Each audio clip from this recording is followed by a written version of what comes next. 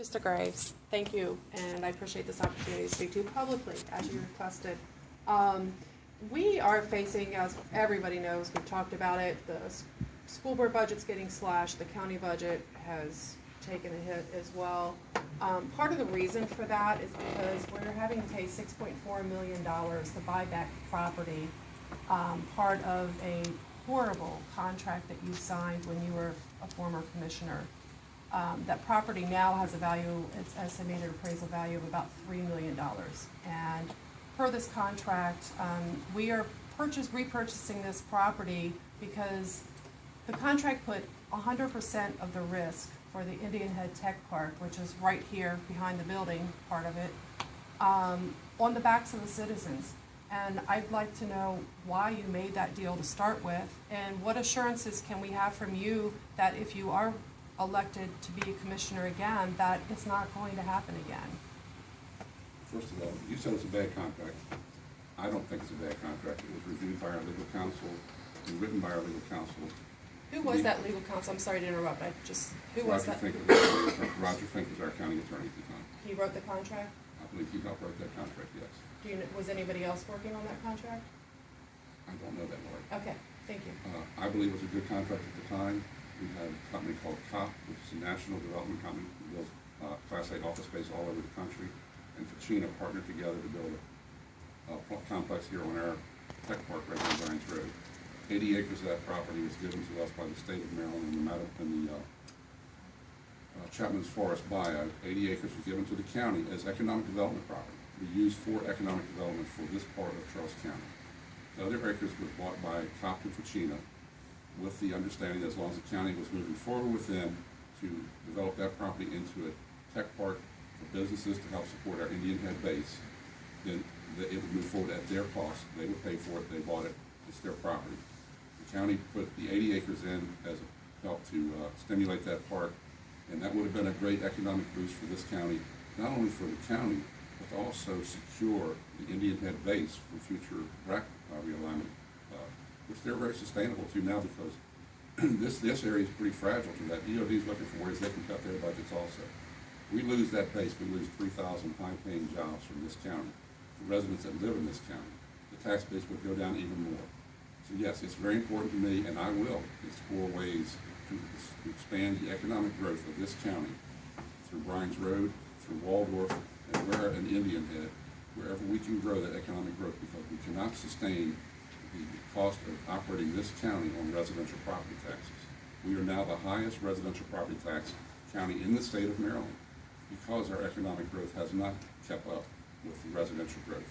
We can't keep having that formula. I don't disagree. I think everybody can agree we cannot keep, depending on the backs of the citizens. Did I answer your question, though, because you've asked me this several times? So. Yes. Did I answer that question? Basically.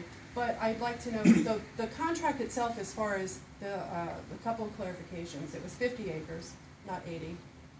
We sold it to them for $1, the county-owned land. The rest of the properties were purchased by the county, then we sold it to them at cost. But where the problem comes in with the contract is that if development was not done to that property, and they chose to execute their option to cancel the contract at their will, if no development had been done on that property, the county was on the hook to buy that property back at the cost they paid for it, including all of their expenses, the taxes, the closing costs, all of their attorney's fees. And that's how it's gotten to the $6.4 million. So that they had no risk. We put in all the sewers. Everybody that lives on this side of the county knows that the whole road out here was torn up for quite a while on the edges because the sewer lines were run to it. So that's already gone. The water and sewer has already been run there where it could have been done. They lost nothing. And now the citizens are having to pay $6.4 million. Where was their risk?